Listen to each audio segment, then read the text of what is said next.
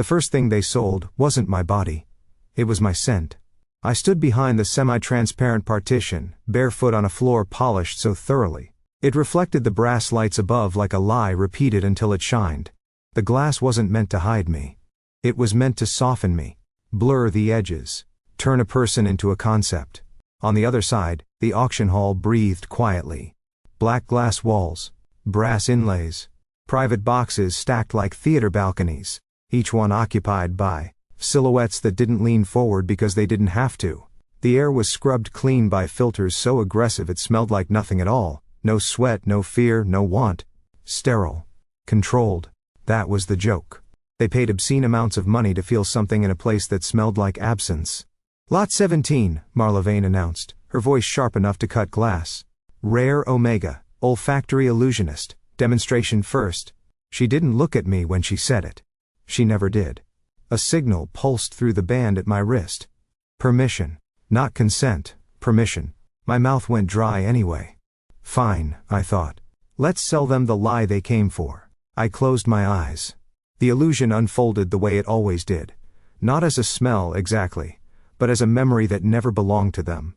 Warm skin, after rain. Clean sheets and shared laughter. That soft, dangerous moment, right before a touch, when you believe you're wanted for who you are, not what you do. The room reacted instantly. A sharp inhale from the left box. Someone shifted in their seat. A low sound, almost a whimper, slipped past the filters before they could catch it. My knees wobbled.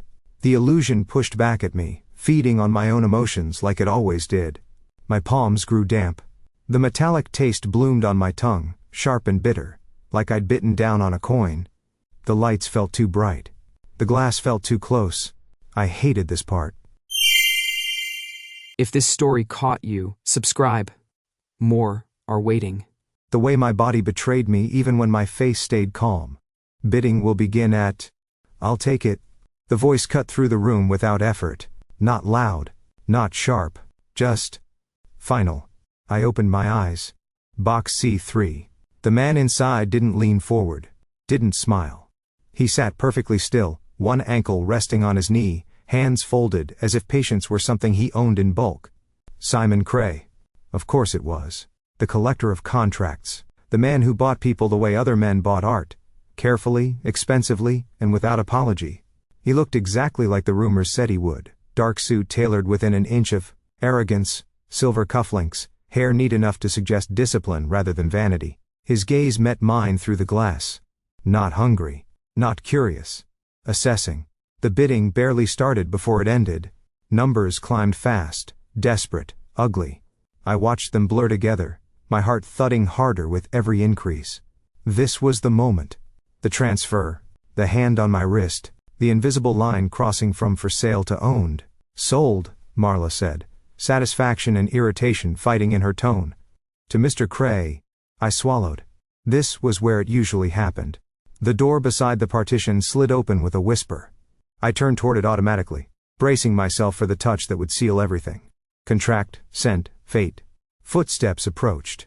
Then stopped. Silence stretched. Too long. Wrong. I refuse ownership. The words landed like dropped glass. A ripple moved through the hall. Sharp inhales, startled murmurs, someone laughing in disbelief before stopping themselves. Marla turned so fast I thought she might actually snap. Mr. Krey, she said tightly, you've won the lot. Yes. You understand what that entails? I do. A pause. Heavy. Deliberate. And I refuse. I blinked. No one touched me. No hand closed around my wrist. No heat.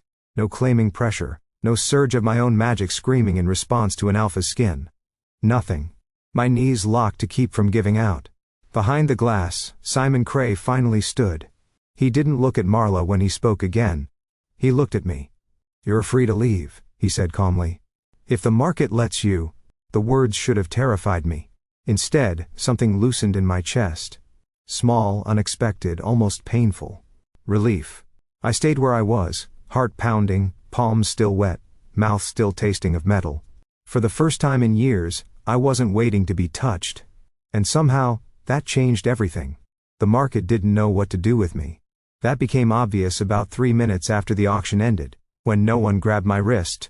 No handler appeared, and the door I was supposed to be escorted through stayed stubbornly closed. Instead, they moved me into the service corridors.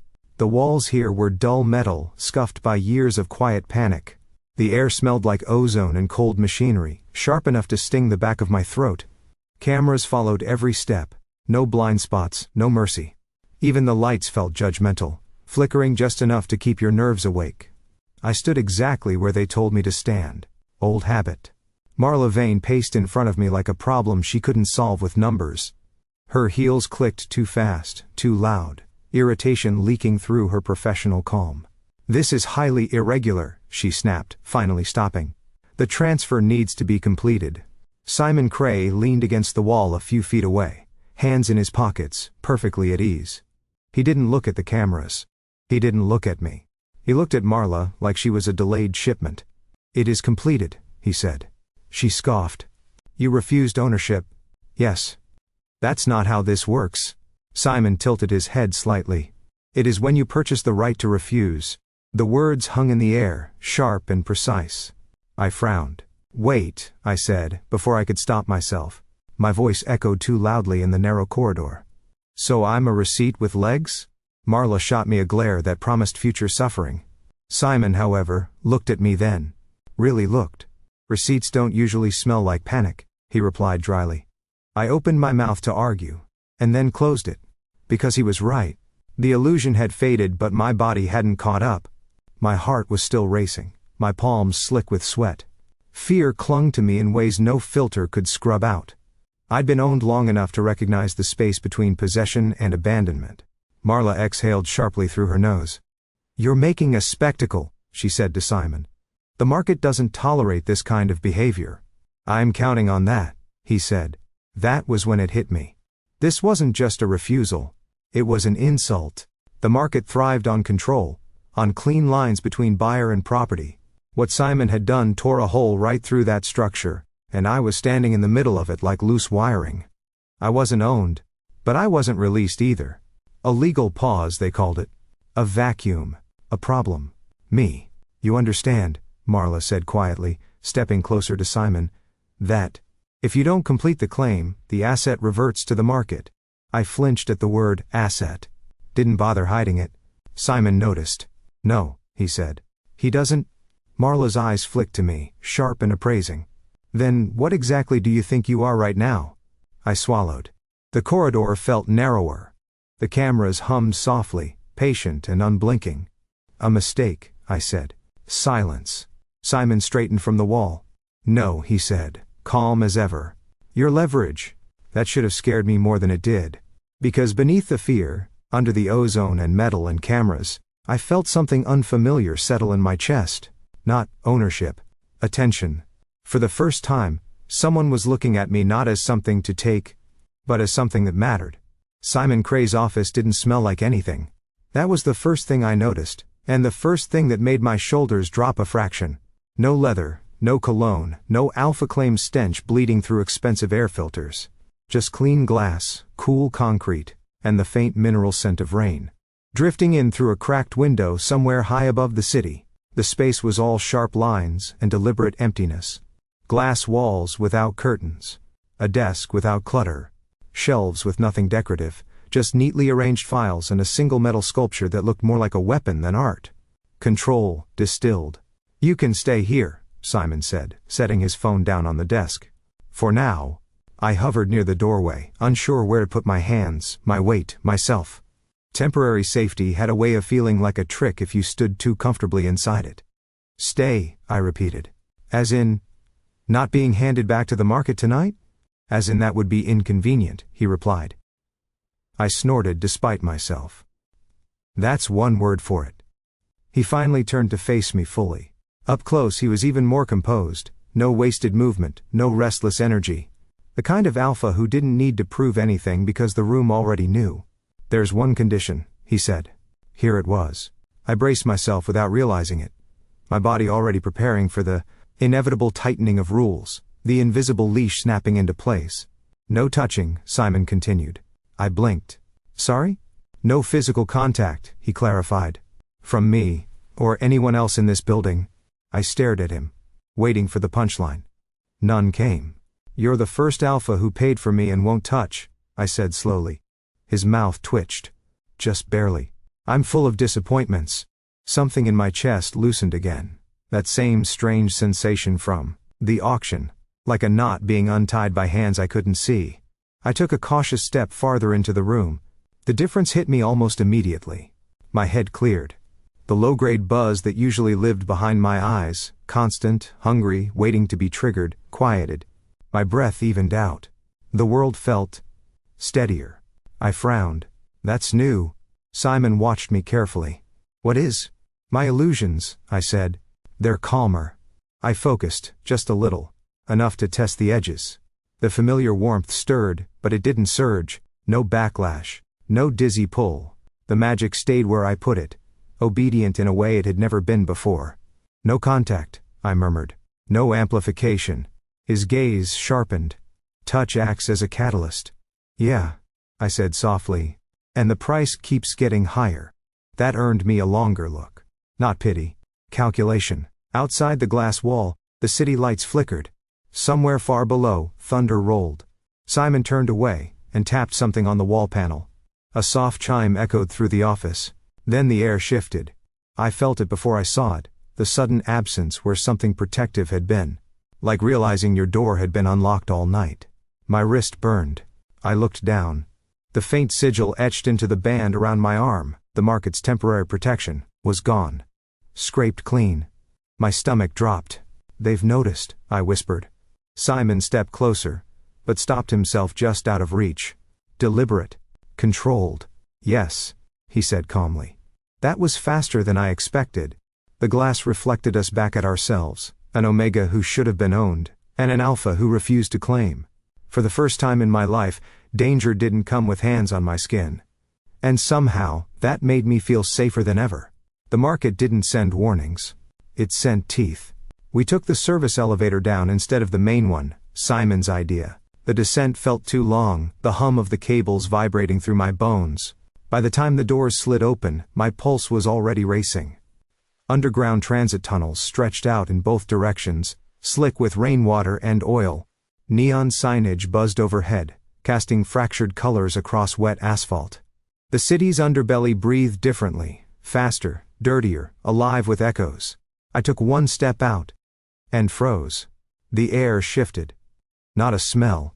An absence, like something predatory holding its breath. Simon's hand came up in a sharp, silent warning. He didn't touch me. He didn't need to. Run, he said quietly. The lights flickered. Footsteps echoed behind us, unhurried, confident. A man stepped out of the shadows like he belonged there, coat open, boots hitting the ground with deliberate weight. Eli Crow. I'd never met him before, but every omega on the market knew his name. The hunter. The one who retrieved lost property and enjoyed the chase enough to make examples of it. Well, Eli drawled, smiling as if we were old friends. This is new. My stomach clenched. He talks, I muttered. That's never a good sign. Simon moved first. He didn't grab me. Didn't pull. He shifted his body just enough to block Eli's line of sight and nodded once down the tunnel. Now. I ran. The world narrowed to sound and motion. My breath tearing in and out of my chest, shoes slipping on wet, concrete, neon smearing into color-streaked ghosts as I pushed myself faster than I thought I could go. Finn. Eli called after me, voice carrying far too easily. You're worth more if you don't break yourself. I didn't answer. I focused instead, hard, desperate, on the magic coiled tight in my chest. This wasn't a performance. No audience. No willing buyers. This was escape. I pulled the illusion outward, shaping it not as desire but as confusion, false turns. Phantom footsteps. The scent of myself splitting into a dozen directions at once. Fear fed it fuel, sharp and relentless. The tunnel fractured. I heard Eli curse behind me, boots skidding as he chose the wrong path. Satisfaction flared. Brief, dangerous, too much. My vision swam. The edges of the world tilted. Something warm trickled down my upper lip. Blood. I wiped at it blindly, nearly stumbling as the ground lurched beneath me. The metallic taste hit harder than before, flooding my mouth. Finn. Simon's voice cut through the chaos. Closer now. Slow it down. I can't, I gasped. He's... A gunshot cracked the air. Concrete exploded inches from my foot. Adrenaline surged, burning away the dizziness long enough to keep moving. I veered left into a narrower passage, heart pounding so hard it hurt. Simon appeared beside me like he'd always been there, coat flaring. As he positioned himself between me and the open tunnel behind us, he didn't touch. He never did. But his presence was solid, unyielding. "Keep going," he said. Calm. Grounded. "I've got you." Another shot rang out. This one missed on purpose. Eli laughed.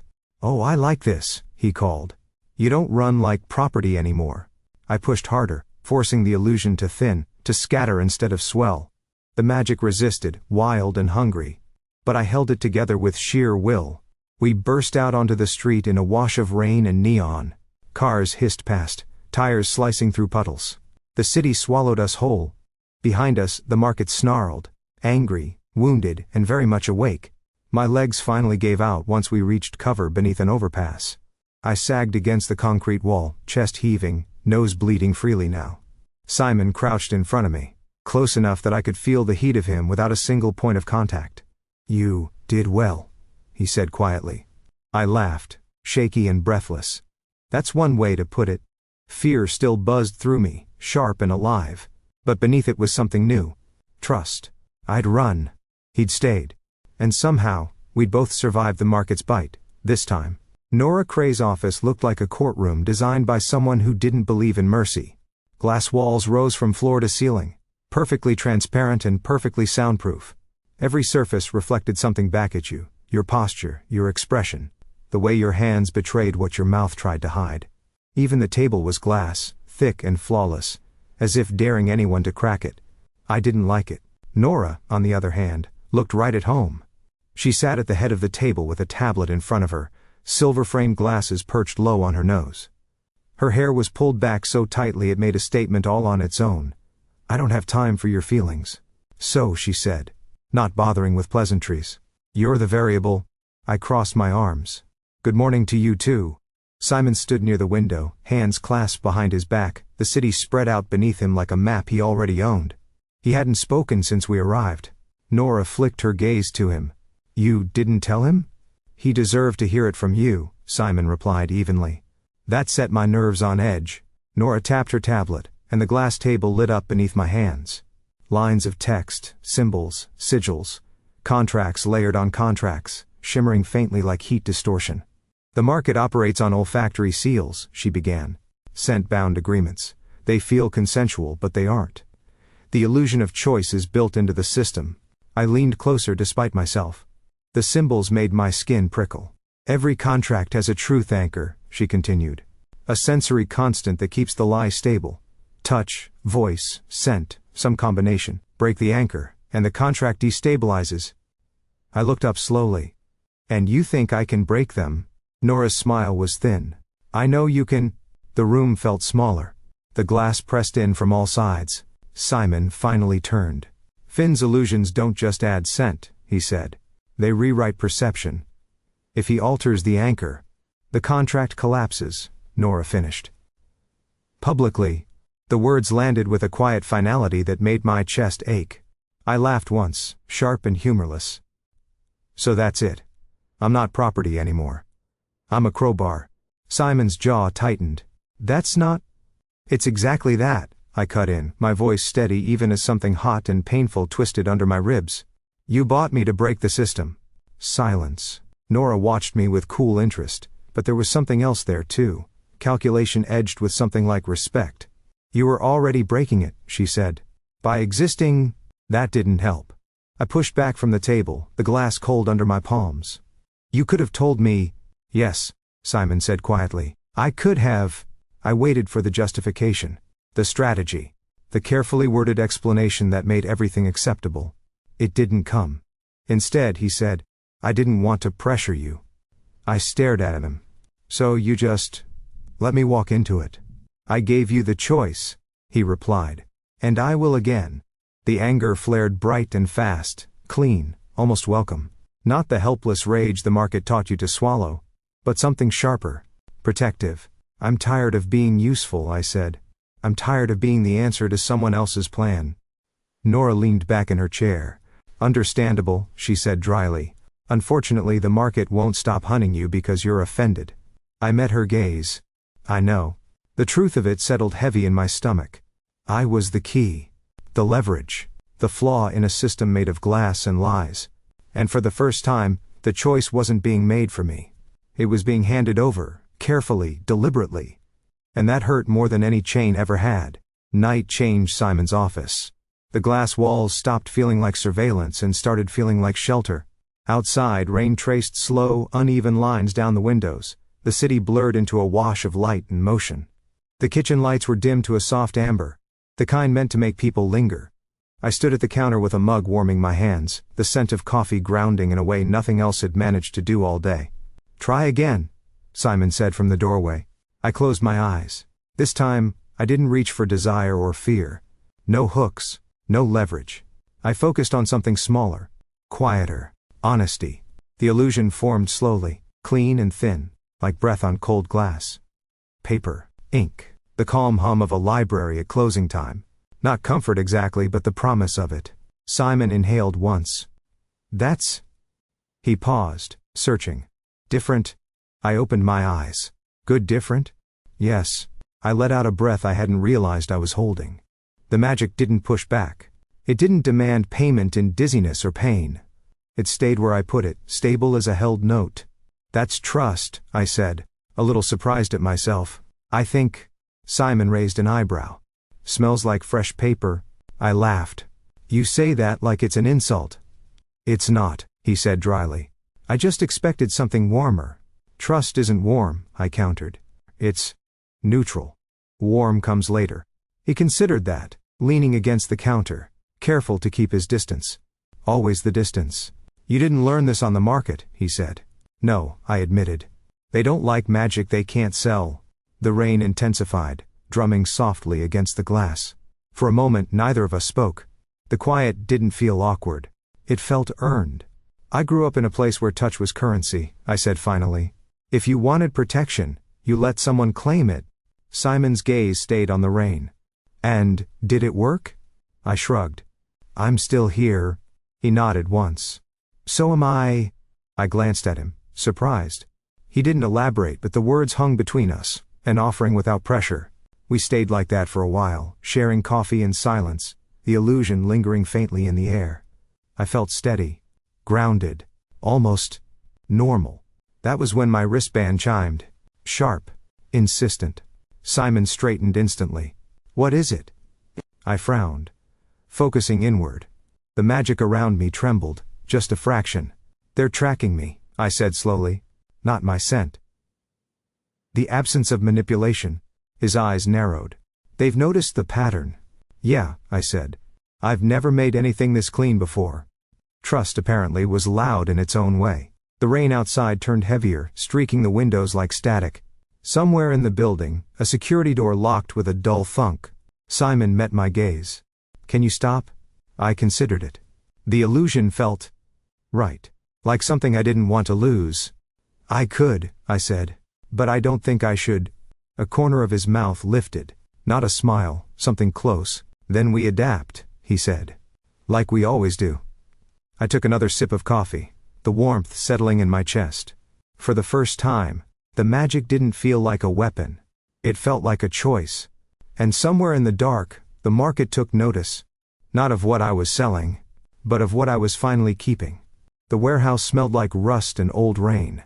That was the first thing I registered when the door slammed shut behind me. Metal on metal. Echoing too loud in a space that hadn't been used in years. The ceiling arched high above, broken skylights dripping water onto concrete stained with oil and time. Shadows pooled in the corners, thick and patient. I shouldn't have come alone. The thought arrived too late, neat and useless. Well, a voice said from the dark, amused. That was easier than expected.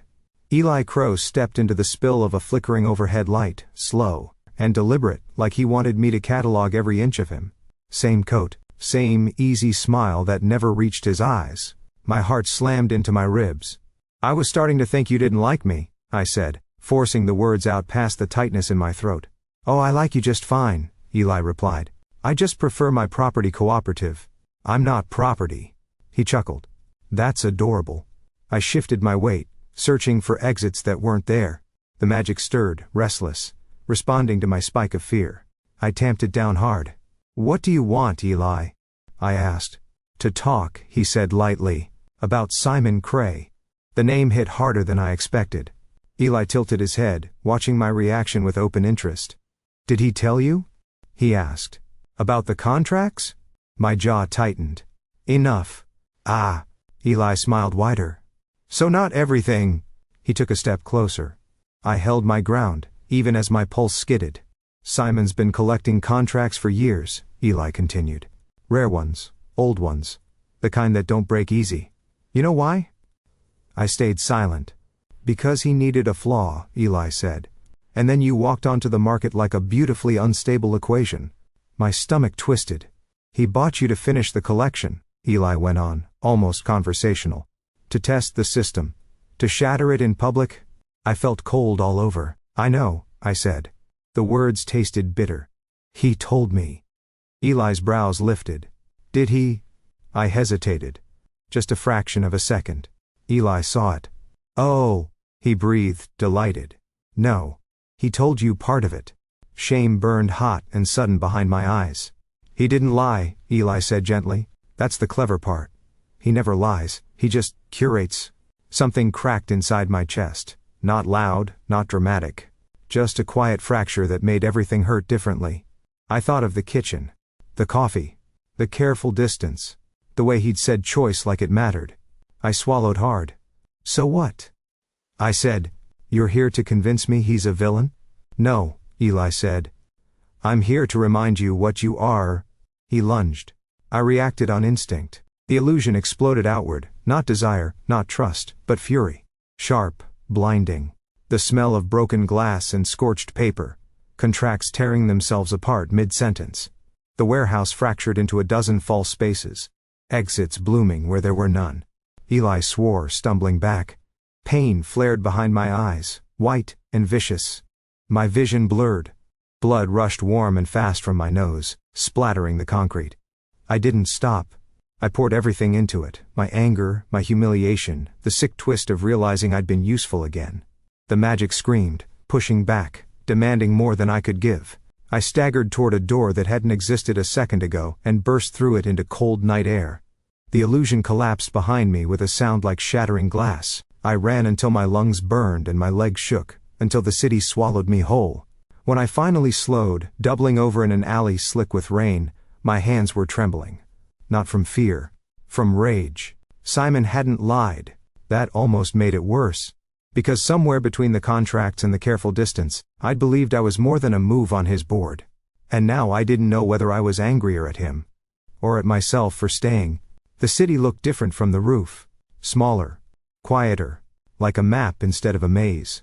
Wind tugged at my jacket, cold and sharp, carrying the smell of rain-soaked concrete and distant traffic.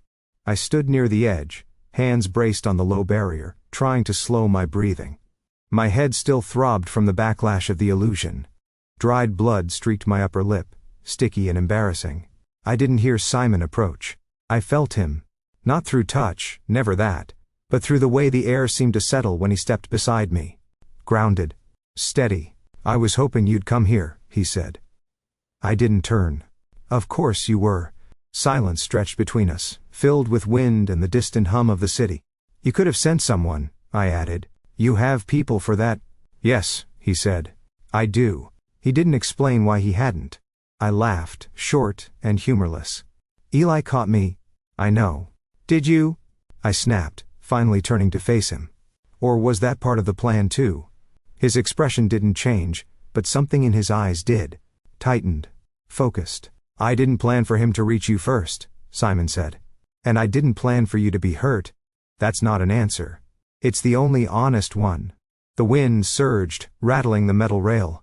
I crossed my arms, more to keep myself together than for warmth. You bought me, I said. To break the market. Yes. The word landed cleanly. No hesitation, no excuse. And you didn't think I deserved to know? I thought you deserved a choice without pressure, he replied. The moment I told you everything, It would no longer be a choice. It would be a burden. I scoffed. So you decided for me? No, he said quietly. I waited. I searched his face for something. Regret, defensiveness, anything I could fight against. I found none. I could make you come back, he continued. Legally, practically. The market would support it. My stomach clenched. I could touch you, he added, voice steady. Override your hesitation. Anchor your magic long enough to finish this. The words hung there, heavy and terrifying. He took a step back. But I won't. My chest tightened painfully. I refuse to own you, Simon said. Even now. The city roared below us, alive and indifferent. For a long moment, all I could hear was my own heartbeat. That's your great moral line? I asked, my voice rough. You'll destroy an entire system, but you won't cross that? Yes. Why? His gaze didn't waver. Because the moment I do, everything I'm trying to break becomes meaningless. I looked away, jaw trembling despite my efforts. I wanted him to be wrong. I wanted anger, something solid to push against. Instead he stood there, offering me nothing but space. I don't trust you, I said finally. I know. I don't know if I'm doing this for me, or because I'm afraid of what happens if I don't. That's also honest, he said. The wind died down, leaving a sudden stillness. I took a breath. Then another. I'll come back, I said. Not because you bought me. Not because the market wants me. I met his eyes. But because I choose to finish this. For the first time since we met, Simon smiled. Not wide. Not triumphant. Relieved. And that somehow cut deeper than any chain ever had. The heart of the market didn't look alive. It looked preserved. The Hall of Seals lay beneath the city like a specimen trapped in glass, circular, vast, and unnervingly still. Brass sigils were embedded into the floor in concentric rings, each one humming softly with bound magic. Above us, a domed ceiling refracted light through layers of etched contracts, thousands of them suspended like frozen ghosts. Every deal the market had ever made, breathed here. I felt it the moment I stepped inside. My magic reacted instinctively, flaring hot and sharp in my chest, like it recognized a predator, or a mirror. The air was thick with scent anchors layered over one another, obedience disguised as comfort, fear dressed up as devotion, desire twisted into obligation, lies, beautiful, convincing lies. This is your last chance to walk away, Nora said quietly beside me. Her voice echoed too much in the open space. Once you start, there's no reversing it. I wiped my damp palms on my jacket. Funny, I muttered. That's what they always said before. Simon stood a few steps back, exactly where he'd promised to stay. Close enough to anchor me. Far enough not to touch. I'm here, he said. I nodded once. Then I stepped into the first ring. The market reacted instantly. Sigils brightened, sensing intrusion. A low alarm thrummed through the floor, not loud enough to alert the city above, but sharp enough to make my teeth ache. I closed my eyes. This wasn't about overpowering the magic, it was about telling the truth.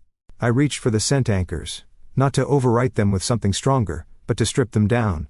Peel back the illusions, until only the raw agreement remained. No comfort, no fear, no desire. Just terms. The effect was immediate. A contract above us flickered. Then shattered. Glass rained down, dissolving into light before it hit the floor. Gasps echoed from the observation balconies. Brokers shouted. Someone screamed. Stop him. A voice roared. Too late.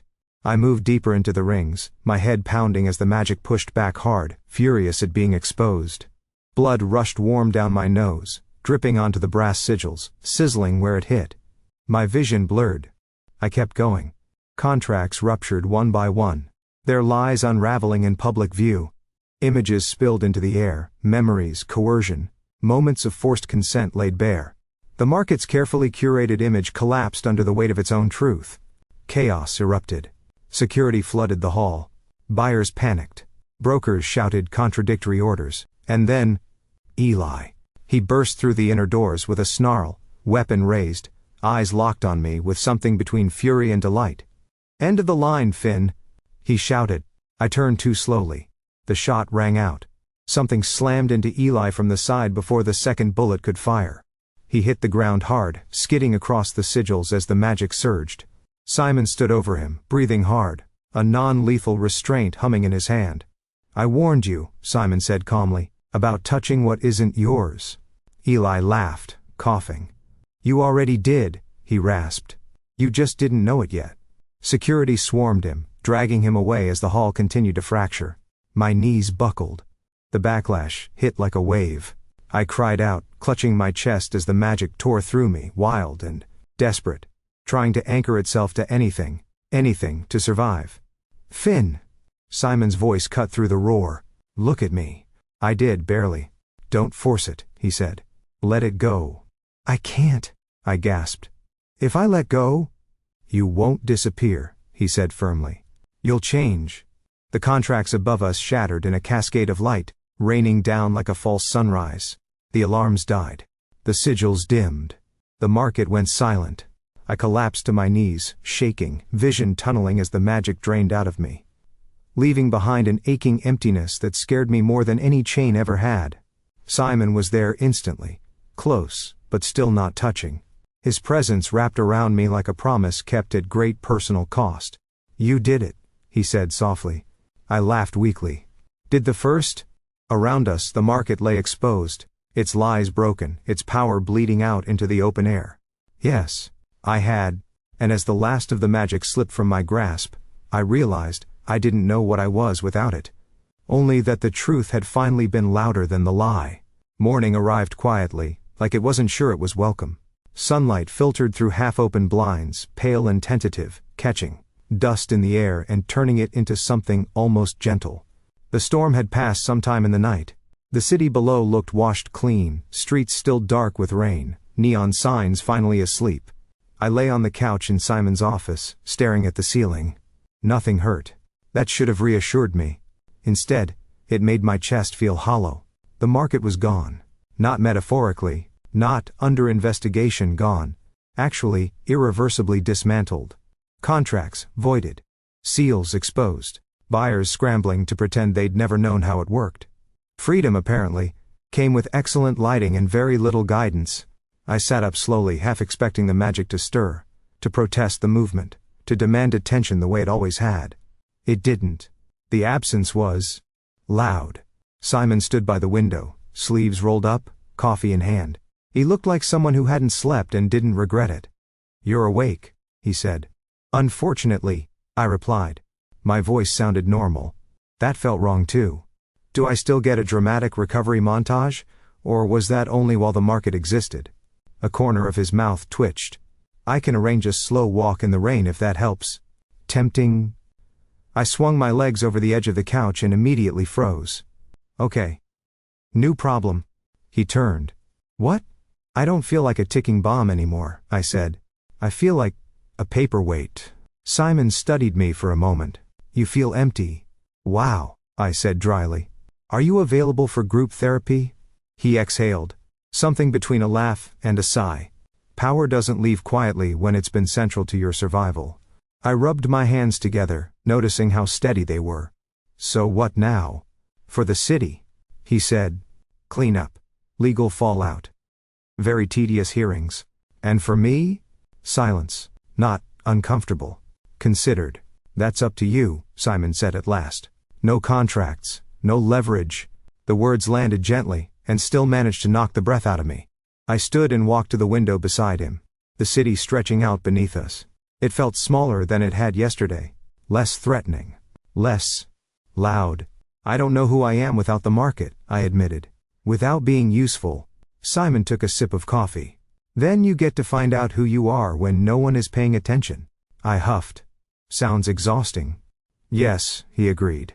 It usually is. We stood there in silence for a while. The first real silence I could remember. No humming sigils. No hidden alarms. No sense of being watched. Just morning. Just choice. I closed my eyes and breathed in. Clean air, no illusions attached. It didn't feel like trust or fear or desire. It felt like space. And for the first time, that was enough. The windows were open. That alone made the office feel like a different place. Air moved freely now, carrying the distant sounds of the city. Traffic. Voices. The low hum of life continuing without asking permission. Curtains stirred lazily. Sunlight rested where it wanted, unfiltered and unafraid. I stood in the middle of the room, barefoot again, noticing things I hadn't before. The warmth of the floor. The weight of my body exactly where it was. No buzz under my skin. No magic coiled tight, waiting to be triggered. Simon was at the desk, reading something on his tablet. He looked up when he noticed me watching. "You're thinking very loudly," he said. "I'm deciding," I replied. He set the tablet down immediately. Not tense. Just attentive. "About?" he asked. I took a breath. It felt real. Ordinary. Mine. About whether the rule still applies. He didn't pretend not to understand. "It always does," he said. "Unless you say otherwise." That mattered more than I expected. I crossed the room slowly, giving myself time to stop if I needed to. My heart picked up its pace. Not the frantic scramble of fear, but something softer. Anticipatory. I stopped in front of him. "Simon," I said. "You can touch me." The word can hung there, fragile and powerful. He didn't move. "Are you sure?" he asked quietly. "Yes." Still, he waited. I reached out first. My fingers brushed the back of his hand, warm, solid, unmistakably real. Nothing exploded. No surge of magic. No vertigo. No sharp pull demanding more than I could give. The world stayed exactly where it was, steady and intact. I laughed under my breath. "Huh." Simon's breath caught. "Just slightly." "Still here," I said. "So is the building." He turned his hand over slowly, giving me every chance to pull away. When I didn't, his fingers closed gently around mine. The contact sent a shiver up my arm. Not magic, not compulsion. Just nerves. Alive and honest. "How does it feel?" he asked. I considered it. Like I'm choosing it. Something in his expression softened. Relief maybe. Or something dangerously close to tenderness. "Your gift?" he asked. "Do you feel it?" I searched inward. There was something there. Still. Quieter. Like an instrument at rest instead of a weapon drawn. "It's not gone," I said. "It just listens now." He nodded, as if that made perfect sense. We stood like that for a moment, hands joined. The city breathing around us. No urgency. No contracts waiting to snap shut. Just two people standing in the aftermath of a world that had finally stopped demanding. I squeezed his hand once, smiling despite myself. "Congratulations," I said lightly. "You survived your own principles." He returned the smile. Small but genuine. "So did you." And for the first time, touch wasn't a price. It was simply a presence. Quiet, chosen, and real. The gallery doesn't look like much from the outside. A narrow storefront tucked between a bookstore and a cafe that smells permanently of cinnamon and burnt sugar. No neon. No glass towers. Just a simple sign in clean lettering. Fin. Olfactory art. Inside, the air is alive. Not loud. Not invasive. Alive in the way a memory is alive when it belongs to you, and not to someone trying to sell it back. People move slowly through the space, pausing at clear glass cylinders mounted along the walls. Each one holds a scent, not an illusion, not a manipulation, but an offering. Rain on warm stone. Fresh paper and ink. A quiet room where no one is waiting for you to become something else. I watch from behind the counter, hands tucked into the pockets of my jacket, heart steady. No wristband. No seals. No market tracking my breath. Just me. "Someone's been standing at Exhibit 3 for a very long time," Simon says softly at my side. I glance over. He's dressed casually today. No sharp lines, no armor of tailored fabric. He looks comfortable. Human, in the way alphas rarely let themselves be. "That one's difficult," I say. "It's trust. People like to make sure it won't ask anything of them." Simon hums. "Does it?" "Only honesty." He smiles at that. "We don't touch constantly. We don't need to. The space between us is chosen, not enforced, and that makes all the difference. When he does reach for me, briefly, naturally, it feels like punctuation, not possession. No contracts. No leverage. Outside, the city keeps moving. The market still exists in fragments, courtrooms, exposes, quiet reckonings, but it no longer owns me. A woman approaches the counter, eyes bright. "I didn't know a smell could feel like this," she says. "It's safe." I nod. That's the point. She leaves with a smile, and the door chimes softly behind her. Simon leans closer, lowering his voice. Do you ever regret staying? I think of the auction hall. The glass. The moment when no hand closed around my wrist. Of the refusal that broke everything open. No, I say easily. I chose this. The late afternoon light pours in through the windows, catching dust and turning it into something like gold. For a moment, everything is quiet. I take Simon's hand. He squeezes back. And I think, not for the first time, that freedom didn't come from being claimed, but from being refused. He refused to touch me, so I stayed.